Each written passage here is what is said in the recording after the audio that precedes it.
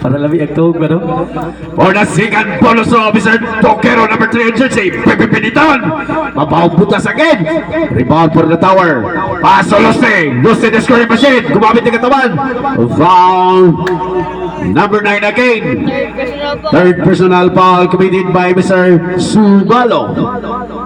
Second team foul. Substitution. Subalo out and Riquiso. Inbound for Mr. The Tower. Pasolos in the scoring machine of the night. Kumana naman. Perimeter. Blind pass sa kita. Yes!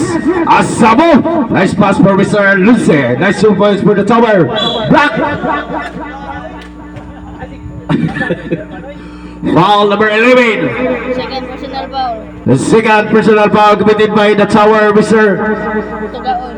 Tugaon. Second team foul. The second team foul. Unang pagpalabi. Yes. Nice 1 point. Artaho. Binitawan. Yes, perfect.